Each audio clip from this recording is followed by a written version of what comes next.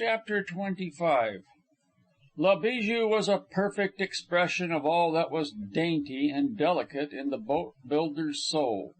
Light as an eggshell and as fragile, her 3/8 inch skin offered no protection from a driving chunk of ice as small as a man's head. Nor, though the water was open, did she find a clear way, for the river was full of scattered floes which had crumbled down from the rim ice. And here, at once, through skilful handling, Corliss took to himself confidence in Frona. It was a great picture, the water rushing blackly between its crystalline walls. Beyond, the green woods stretching upward to touch the cloud-flecked summer sky. And over all, like a furnace blast, the hot sun beating down. A great picture, but somehow Corliss's mind turned to his mother and her perennial tea, the soft carpets, the prim New England maidservants, the canaries singing in the wide windows, and he wondered if she could understand. And when he thought of the woman behind him and felt the dip and lift of her paddle, his mother's women came back to him, one by one, and passed in long review. Pale, glimmering ghosts, he thought, caricatures of the stock which had replenished the earth and which would continue to replenish the earth. La Bijou skirted a pivoting floe, darted into a nipping channel, and shot out into the open with the walls grinding together behind. Tommy groaned. "Well done," Corliss encouraged. "The fair woman," came the backward snarl. "Why couldn't she bide a bit?" Frona caught his words and flung a laugh defiantly. Vance darted a glance over his shoulder to her, and her smile was witchery. Her cap, perched precariously, was sliding off, while her flying hair, a glint in the sunshine, framed her face as he had seen it framed on the Dyea Trail. "How I should like to sing if it weren't for saving one's breath. Say, the Song of the Sword, or the Anchor Chanty?" "Or the first chanty," Corliss answered. "Mine was the woman. Darkling I found her," he hummed significantly. She flashed her paddle into the water on the opposite side in order to go wide of a jagged cake, and seemed not to hear. "I could go on this way forever." "And I," Corliss affirmed warmly. But she refused to take notice, saying instead, "Vance, do you know I'm glad we're friends?" "No fault of mine we're not more." "You're losing your stroke, sir," she reprimanded, and he bent silently to the work. La Bijou was driving against the current at an angle of 45 degrees, and her resultant course was a line at right angles to the river. Thus she would tap the western bank directly opposite the starting point, where she could work upstream in the slacker flood. But a mile of indented shore, and then 100 yards of bluffs rising precipitously from out a stiff current, would still lie between them and the man to be rescued. "Now let us ease up," Corliss advised, as they slipped into an eddy and drifted with the back tide under the great wall of rim ice. "Who would think it in mid-May?" She glanced up at the carelessly poised cakes. "Does it seem real to you, Vance?" He shook his head. "Nor to me. I know that I, Frona in the flesh, am here, in a Peterborough, paddling for dear life, with two men, year of our Lord 1898, Alaska, Yukon River. This is water, that is ice. My arms are tired, my heart up a few beats, and I am sweating, and yet it seems all a dream. Just think, a year ago I was in Paris." She drew a deep breath and looked out over the water to the further shore, where Jacob Wells's tent, like a snowy handkerchief, sprawled against the deep green of the forest. "I do not believe there is such a place," she added. "There is no Paris." "And I was in London a 12-month past," Corliss meditated. "But I have undergone a new incarnation. London? There is no London now. It is impossible. How could there be so many people in the world? This is the world, and we know of fact that there are very few people in it, else there could not be so much ice and sea and sky. Tommy here, I know, thinks fondly of a place he calls Toronto. He mistakes. It exists only in his mind, a memory of a former life he knew. Of course he does not think so. That is but natural, for he is no philosopher, nor does he bother. "Wheest, will ye?" Tommy fiercely whispered. "Your gabble'll bring it doon aboot our heads." Life is brief in the Northland, and fulfillment ever clutters the heels of prophecy. A premonitory tremor sighed down the air, and the rainbow wall swayed above them. The three paddles gripped the water with common accord. La Bijou leaped out from under. Broadside after broadside flared and crashed, and 1,000 frigid tons thundered down behind them. The displaced water surged forward in a foamy, upstanding circle, and La Bijou, striving wildly to rise, ducked through the stiff overhang of the crest and wallowed, half full, in the trough. "Dinna I tell ye gabblin' fules?" "Sit still and bail," Corliss checked him sharply, "or you'll not have the comfort of telling us anything." He shook his head at Frona, and she winked back. Then they both chuckled, much like children, over an escapade which looks disastrous but turns out well. Creeping timidly under the shadow of the impending avalanches, La Bijou slipped noiselessly up the last eddy. A corner of the bluff rose savagely from the river, a monstrous mass of naked rock, scarred and battered of the centuries, hating the river that gnawed it ever, hating the rain that graved its grim face with unsightly seams, hating the sun that refused to mate with it, whereof green life might come forth and hide its hideousness. The whole force of the river hurled in against it, waged furious war along its battlements, and caromed off into midstream again. Down all its length the stiff wave stood in serried rows, and its crevices and water-torn caverns were a bellow with unseen strife. "Now, bend to it, your best!" It was the last order Corliss could give, for in the din they were about to enter a man's voice were like a cricket's chirp amid the growling of an earthquake. La Bijou sprang forward, cleared the eddy with a bound, and plunged into the thick. Dip and lift, dip and lift. The paddles worked with rhythmic strength. The water rippled and tore and pulled all ways at once, and the fragile shell, unable to go all ways at once, shook and quivered with the shock of resistance. It veered nervously to the right and left, but Frona held it with a hand of steel. A yard away, a fissure in the rock grinned at them. La Bijou leaped and shot ahead, and the water, slipping away underneath, kept her always in one place. Now they surged out from the fissure, now in, ahead for half a yard, then back again, and the fissure mocked their toil. 5 minutes, each of which sounded a separate eternity, and the fissure was past. 10 minutes, and it was 100 feet astern. Dip and lift, till sky and earth and river were blotted out, and consciousness dwindled to a thin line, a streak of foam, fringed on the one hand with sneering rock, on the other with snarling water.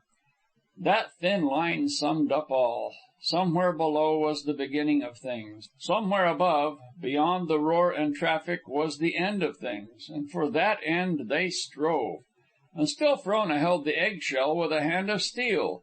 What they gained they held, and fought for more, inch by inch, dip and lift, and all would have been well but for the flutter of Tommy's soul. A cake of ice, sucked beneath by the current, rose under his paddle with a flurry of foam, turned over its toothed edge, and was dragged back into the depths. And in that sight he saw himself, hair streaming upward and drowned hands clutching emptiness, going feet first, down and down. He stared wide-eyed at the portent, and his poised paddle refused to strike. On the instant, the fissure grinned in their faces, and the next they were below the bluffs, drifting gently in the eddy. Frona lay, head thrown back, sobbing at the sun. Amidships, Corliss sprawled panting, and forward, choking and gasping and nerveless, the Scotsman drooped his head upon his knees. La Bijou rubbed softly against the rim ice and came to rest. The rainbow wall hung above like a fairy pile. The sun, flung backward from innumerable facets, clothed it in jeweled splendor. Silvery streams tinkled down its crystal slopes, and in its clear depths seemed to unfold, veil on veil, the secrets of life and death and mortal striving. vistas of pale shimmering azure, opening like dream visions and promising, down there in the great cool heart, infinite rest, infinite cessation and rest. The topmost tower, delicately massive, a score of feet above them, swayed to and fro gently, like the ripple of wheat in light summer airs. But Corliss gazed at it unheeding. Just to lie there on the marge of the mystery, just to lie there and drink the air in great gulps and do nothing, he asked no more. A dervish, whirling on heel till all things blur, may grasp the essence of the universe and prove the Godhead indivisible, and so a man, plying a paddle, and plying, may shake off his limitations and rise above time and space. And so Corliss. But gradually his blood ceased its mad pounding, and the air was no longer nectar sweet, and a sense of things real and pressing came back to him. "We've got to get out of this," he said. His voice sounded like a man's whose throat has been scorched by many and long potations. It frightened him, but he limply lifted a shaking paddle and shoved off. "Yes, let us start, by all means," Frona said in a dim voice which seemed to come to him from a far distance. Tommy lifted his head and gazed about. "I doot we'll just hae to gie it up." "Bend to it." "Ye'll try it, anither?" "Bend to it," Corliss repeated. "Till your heart bursts, Tommy," Frona added. Once again they fought up the thin line, and all the world vanished, save the streak of foam and the snarling river and the grinning fissure. But they passed it, inch by inch, and the broad bend welcomed them from above, and only a rocky buttress of implacable hate, around whose base howled the tides of an equal hate, stood between. Then La Bijou leaped and throbbed and shook again, and the current slid out from under, and they remained ever in one place, dip and lift, through an infinity of time and torture and travail, till even the line dimmed and faded and the struggle lost its meaning. Their souls became merged in the rhythm of the toil. Ever lifting, ever falling, they seemed to have become great pendulums of time. And before and behind glimmered the eternities, and between the eternities, ever lifting, ever falling, they pulsed in vast, rhythmical movement. They were no longer humans, but rhythm. They surged in till their paddles touched the bitter rock, but they did not know. Surged out where chance piloted them unscathed through the lashing ice, but they did not see, nor did they feel the shock of the smitten waves, nor the driving spray that cooled their faces. La Bijou veered out into the stream, and their paddles, flashing mechanically in the sunshine, held her to the return angle across the river. As time and matter came back to them and Split Up Island dawned upon their eyes like the foreshore of a new world, they settled down to the long, easy stroke wherein breath and strength may be recovered. "A third attempt would have been useless," Corliss said in a dry, cracked whisper, and Frona answered, "Yes, our hearts would have surely broken." Life, and the pleasant campfire, and the quiet rest in the noonday shade came back to Tommy as the shore drew near, and more than all, blessed Toronto, its houses that never moved and its jostling streets. Each time his head sank forward and he reached out and clutched the water with his paddle, the streets enlarged as though gazing through a telescope and adjusting to a nearer focus. And each time the paddle drove clear and his head was raised, the island bounded forward. His head sank, and the streets were of the size of life. It raised, and Jacob Wells and the two men stood on the bank 3 lengths away. "Dinna I tell ye?" he shouted to them triumphantly. But Frona jerked the canoe parallel to the bank, and he found himself gazing at the long upstream stretch. He arrested a stroke midway, and his paddle clattered in the bottom. "Pick it up." Corliss's voice was sharp and relentless. "I'll do naething o' the kind." He turned a rebellious face on his tormentor and ground his teeth in anger and disappointment. The canoe was drifting down with the current, and Frona merely held it in place. Corliss crawled forward on his knees. "I don't want to hurt you, Tommy," he said in a low, tense voice. "So, well, just pick it up. That's a good fellow." "I'll no." "Then I shall kill you," Corliss went on, in the same calm, passionless way, at the same time drawing his hunting knife from its sheath. "And if I dinna?" the Scotsman queried stoutly, though cowering away. Corliss pressed gently with the knife. The point of the steel entered Tommy's back just where the heart should be, passed slowly through the shirt, and bit into the skin. Nor did it stop there, nor did it quicken, but just as slowly held on its way. He shrank back, quivering. There, man! Pit it oop!" he shrieked. "I maun gie in." Frona's face was quite pale, but her eyes were hard, brilliantly hard, and she nodded approval. "We're going to try this side and shoot across from above," she called to her father. "What? I can't hear. Tommy? Oh, his heart's weak. Nothing serious." She saluted with her paddle. "We'll be back in no time, father mine. In no time." Stewart River was wide open, and they ascended it a quarter of a mile before they shot its mouth and continued up the Yukon. But when they were well abreast of the man on the opposite bank, a new obstacle faced them. A mile above, a wreck of an island clung desperately to the river bed. Its tail dwindled to a sand spit which bisected the river as far down as the impassable bluffs. Further, a few 100,000 tons of ice had grounded upon the spit and upreared a glittering ridge. "We'll have to portage," Corliss said, as Frona turned the canoe from the bank. La Bijou darted across the narrower channel to the sand spit and slipped up a little ice ravine where the walls were less precipitous. They landed on an out-jutting cake which, without support, overhung the water for sheer 30 feet.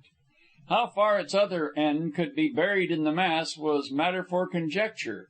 They climbed to the summit, dragging the canoe after them, and looked out over the dazzle. Floe was piled upon floe in titanic confusion. Huge blocks topped and overtopped one another, only to serve as pedestals for great white masses which blazed and scintillated in the sun like monstrous jewels. "A bonny place for a bit walk," Tommy sneered. "With the next jam, fair to come ony time." He sat down resolutely. "No, thank ye kindly. I'll no try it." Frona and Corliss clambered on, the canoe between them. "The Persians lashed their slaves into battle," she remarked, looking back. "I never understood before. Hadn't you better go back after him?" Corliss kicked him up, whimpering, and forced him to go on in advance. The canoe was an affair of little weight, but its bulk on the steep rises and sharp turns taxed their strength. The sun burned down upon them. Its white glare hurt their eyes. The sweat oozed out from every pore, and they panted for breath. "Oh, Vance, do you know?" "What?" He swept the perspiration from his forehead and flung it from him with a quick flirt of the hand. "I wish I had eaten more breakfast." He grunted sympathetically. They had reached the midmost ridge and could see the open river, and beyond, quite clearly, the man and his signal of distress. Below, pastoral in its green quiet, lay Split up Island. They looked up to the broad bend of the Yukon, smiling lazily as though it were not capable at any moment of spewing forth a flood of death. At their feet the ice sloped down into a miniature gorge, across which the sun cast a broad shadow. "Go on, Tommy," Frona bade. "We're halfway over, and there's water down there." "It's water ye'd be thinkin' on, is it?" he snarled. "And you a leadin' a body to his death?" "I fear you have done some great sin, Tommy," she said, with a reproving shake of the head, "or else you would not be so afraid of death." She sighed and picked up her end of the canoe. "Well, I suppose it is natural. You do not know how to die." "No more do I want to die," he broke in fiercely. "But there come times for all men to die, times when to die is the only thing to do. Perhaps this is such a time." Tommy slid carefully over a glistening ledge and dropped his height to a broad foothold. "It's a vera good," he grinned up. "But dinna ye think I've sufficient discrimination to judge for myself? Why should I no sing my ain song?" "Because you do not know how. The strong have ever pitched the key for such as you. It is they that have taught your kind when and how to die, and led you to die, and lashed you to die." "Ye pit it fair," he rejoined, "and ye do it weel. It doesna behoove me to complain. Sic a michty fine job ye're makin' on it." "You are doing well," Corliss chuckled as Tommy dropped out of sight and landed into the bed of the gorge. "The cantankerous brute, he'd argue on the trail to judgment." "Where did you learn to paddle?" she asked. "College. Exercise," he answered shortly. "But isn't that fine? Look!" The melting ice had formed a pool in the bottom of the gorge. Frona stretched out full length and dipped her hot mouth into its coolness. And lying as she did, the soles of her dilapidated moccasins, or rather the soles of her feet, for moccasins and stockings had gone in shreds, were turned upward. They were very white, and from contact with the ice were bruised and cut. Here and there the blood oozed out, and from one of the toes it streamed steadily. "So wee and pretty and salt-like," Tommy jibed. "One wouldna think they could lead a strong man to hell." "By the way you grumble, they're leading you fast enough," Corliss answered angrily. 40 mile an hour, Tommy retorted as he walked away, gloating over having the last word. "One moment. You've two shirts. Lend me one." The Scotsman's face lighted inquisitively till he comprehended. Then he shook his head and started on again. Frona scrambled to her feet. "What's the matter?" "Nothing. Sit down." "But what is the matter?" Corliss put his hands on her shoulders and pressed her back. "Your feet. You can't go on in such shape. They're in ribbons. See?" He brushed the sole of one of them and held up a blood-dripping palm. "Why didn't you tell me?" "Oh, they don't bother much." "Give me one of your skirts," he demanded. "I?" she faltered. "I only have one." He looked about him. Tommy had disappeared among the ice floes. "We must be getting on," Frona said, attempting to rise, but he held her back. "Not another step till I fix you. Here goes, so shut your eyes." She obeyed, and when she opened them he was naked to the waist, and his undershirt, torn in strips, was being bound about her feet. "You were in the rear, and I did not know." "Don't apologize, pray," she interrupted. "I could have spoken." "I'm not. I'm reproaching you. Now the other one. Put it up." The nearness of her bred a madness, and he touched his lips lightly to the same white little toe that had won the Baron Courbertin a kiss. Though she did not draw back, her face flushed, and she thrilled as she had thrilled once before in her life. "You take advantage of your own goodness," she rebuked him. "Then I will doubly advantage myself." "Please don't," she begged. "And why not? It is a custom of the sea to broach the spirits as the ship prepares to sink. And since this is a sort of forlorn hope, you know, why not?" "But..." "But what, Miss Prim?" "Oh, of all things, you know I do not deserve that. If there were nobody else to be considered, why, under the circumstances..." He drew the last knot tight and dropped her foot. "Damn St. Vincent, anyway. Come on." "So would I, were I you," she laughed, taking up her end of the canoe. "But how you have changed, Vance. You are not the same man I met on the Dyea Trail. You hadn't learned to swear then, among other things." "No, I'm not the same, for which I thank God and you. Only I think I am honester than you. I always live up to my philosophy." "Now confess that's unfair. You ask too much under the circumstances." "Only a little toe." "Or else, I suppose, you just care for me in a kind of big brotherly way, in which case, if you really wish it, you may." "Do keep quiet," he broke in roughly, "or I'll be making a gorgeous fool of myself." "Kiss all my toes," she finished. He grunted, but did not deign a reply. The work quickly took their breath, and they went on in silence till they descended the last steep to where McPherson waited by the open river. "Del hates St. Vincent," she said boldly. "Why?" "Yes, it seems that way." He glanced back at her curiously. "And wherever he goes, Del lugs an old Russian book, which he can't read, but which he nevertheless regards in some sort of way as St. Vincent's nemesis. And do you know, Frona, he has such faith in it that I can't help catching a little myself. I don't know whether you'll come to me or whether I'll go to you, but..." She dropped her end of the canoe and broke out in laughter. He was annoyed, and a hurt spread of blood ruddied his face. "If I have..." "Stupid," she laughed. "Don't be silly, and above all, don't be dignified. It doesn't exactly become you at the present moment. Your hair all tangled, a murderous knife in your belt, and naked to the waist like a pirate stripped for battle. Be fierce, frown, swear, anything, but please don't be dignified. I do wish I had my camera. In after years I could say, 'This, my friends, is Corliss, the great Arctic explorer. just as he looked at the conclusion of his world-famous trip through darkest Alaska. He pointed an ominous finger at her and said sternly, "Where is your skirt?" She involuntarily looked down, but its tatterdemalion presence relieved her, and her face jerked up scarlet. "You should be ashamed." "Please, please do not be dignified," he laughed. "Very true, it doesn't exactly become you at the present moment. Now, if I had my camera." "Do be quiet and go on," she said. "I hope the sun takes the skin all off your back," she panted vindictively as they slid the canoe down the last shelf and dropped it into the water.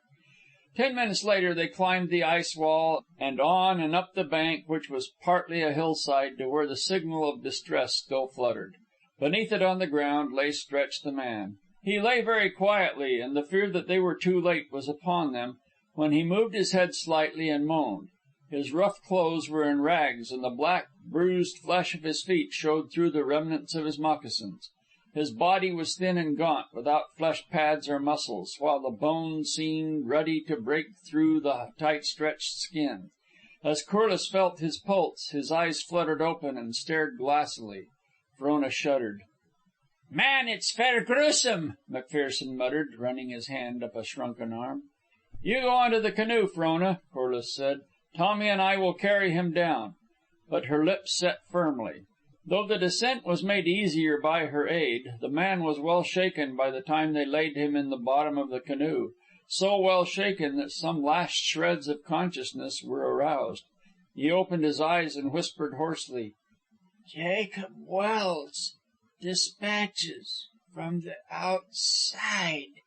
He plucked feebly at his open shirt, and across his emaciated chest they saw the leather strap, to which doubtless the dispatch pouch was slung. At either end of the canoe there was room to spare, but amidships Corliss was forced to paddle with the man between his knees. La Bijou swung blithely from the bank. It was downstream at last, and there was little need for exertion. Vance's arms and shoulders and back, a bright scarlet, caught Frona's attention. "My hopes are realized," she exulted, reaching out and softly stroking a burning arm. "We shall have to put cold cream on it when we get back." "Go ahead," he encouraged. "That feels awfully good."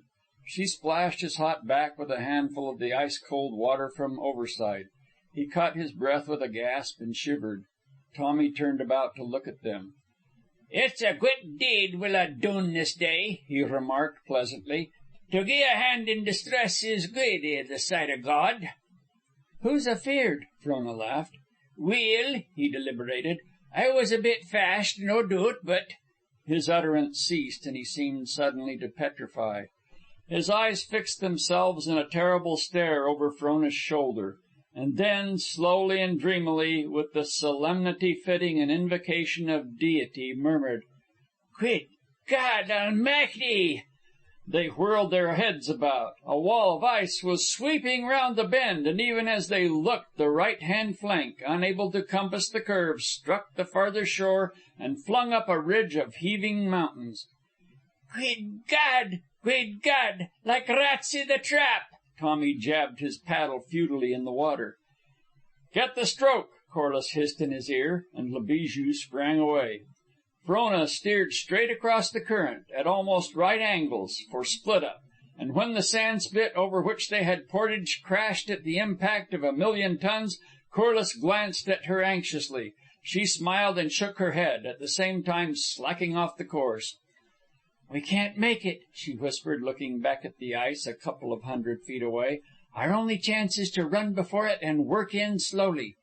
She cherished every inward inch jealously, holding the canoe up as sharply as she dared, and at the same time maintaining a constant distance ahead of the ice rim. "I canna stand the pace," Tommy whimpered once, but the silence of Corliss and Frona seemed ominous, and he kept his paddle going. At the very fore of the ice was a floe 5 or 6 feet thick and a couple of acres in extent. Reaching out in advance of the pack, it clove through the water till on either side there formed a bore like that of a quick flood tide in an inland passage. Tommy caught sight of it and would have collapsed had not Corliss prodded him between strokes with the point of his paddle. "We can keep ahead," Frona panted. But we must get time to make the landing? When the chance comes, drive her in, bow on, Corliss counseled. And when she strikes, jump and run for it. Climb, rather. I'm glad my skirt is short. Repulsed by the bluffs of the left bank, the ice was forced towards the right. The big floe in advance drove in upon the precise point of Split Up Island. "If you look back, I'll brain you with the paddle," Corliss threatened. "Aye," Tommy groaned. But Corliss looked back, and so did Frona. The great berg struck the land with an earthquake shock. For 50 feet the soft island was demolished. A score of pines swayed frantically and went down, and where they went down rose up a mountain of ice, which rose and fell and rose again. Below, and but a few feet away, Del Bishop ran out to the bank, and above the roar they could hear faintly his, "Hit her up! Hit her up!" Then the ice rim wrinkled up, and he sprang back to escape it. "The first opening," Corliss gasped. Frona's lips spread apart. She tried to speak, but failed, then nodded her head that she had heard. They swung along in rapid rhythm under the rainbow wall, looking for a place where it might be quickly cleared. And down all the length of Split Up Island they raced vainly, the shore crashing behind them as they fled. As they darted across the mouth of the back channel to Roubeau Island, they found themselves heading directly for an opening in the rim ice. La Bijou drove into it full tilt, and went half her length out of water on a shelving cake. The three of them leaped together, but while the two of them gripped the canoe to run it up, Tommy, in the lead, strove only to save himself. And he would have succeeded had he not slipped and fallen midway in the climb. He half arose, slipped, and fell again. Corliss, hauling on the bow of the canoe, trampled over him. He reached up and clutched the gunwale. They did not have the strength, and this clog brought them at once to a standstill. Corliss looked back and yelled for him to let go, but he only turned upward a piteous face like that of a drowning man and clutched more tightly. Behind them the ice was thundering. The first flurry of coming destruction was upon them. They endeavored desperately to drag up the canoe, but the added burden was too much, and they fell on their knees. The sick man sat up suddenly and laughed wildly. "Blood of my soul!" he ejaculated, and laughed again. Roubeau Island swayed to the first shock, and the ice was rocking under their feet. Frona seized a paddle and smashed the Scotsman's knuckles, and the instant he loosed his grip, Corliss carried the canoe up in a mad rush, Frona clinging on and helping from behind. The rainbow wall curled up like a scroll, and in the convolutions of the scroll, like a bee in the many folds of a magnificent orchid, Tommy disappeared. They fell breathless on the earth, but a monstrous cake shoved up from the jam and balanced above them. Frona tried to struggle to her feet, but sank on her knees, and it remained for Corliss to snatch her and the canoe out from underneath. Again they fell, this time under the trees, the sun sifting down upon them through the green pine needles, the robins singing overhead, and a colony of crickets chirping in the warmth. End of chapter 25. Read by Don W. Jenkins, Rancho San Diego, California, shaggybark.blogspot.com.